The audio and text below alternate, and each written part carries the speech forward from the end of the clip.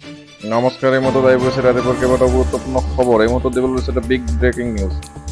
জিলা পৰিষদৰ চিঅৰ ঘৰত দুৰ্নীতি টকাৰ পাহাৰ। টকা গণি গণি ভাগৰি পৰিছে অভিযানকাৰীৰ বিষয়া। এতিয়ালৈকে উদ্ধাৰ হৈছে 2.5 কোটিতকৈ অধিক ধন। 30,000 টকা খৰচ লওঁতে হাতে লওঁতে গ্ৰেপ্তাৰ কৰে মৃণাল কান্তি চৰকাৰক।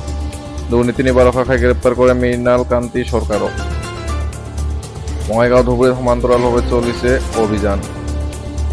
পৰৱৰ্তী খবৰটো হৈছে মণিপুৰৰ নিৰ্যাতিতা মহিলাৰ স্বামী আছিল কাৰ্গিলৰ হিৰো। দুখেৰে ক'লে মই দেশ বচাইছো কিন্তু পত্নীক বচাব নোৱাৰিলো। পৰৱৰ্তী খবৰটো হৈছে মণিপুৰক লৈ কংগ্ৰেছে আমাক টাৰ্গেট কৰিব নালাগে। এইবাৰ অসমৰ মুখ্যমন্ত্ৰীৰ এনেধৰণৰ মন্তব্য। আৰু বহু ৰাজ্যত তেনে ঘটনা ঘটি আছে। ঘটনাই তাত গোটেই ৰাজ্যক দোষাৰোপ কৰিব নালাগে। মণিপুৰত ঘটনাত দোষীয়ে কঠোৰ শাস্তি পাব, এনেধৰণে মন্তব্য কৰিছে অসমৰ মুখ্যমন্ত্ৰী।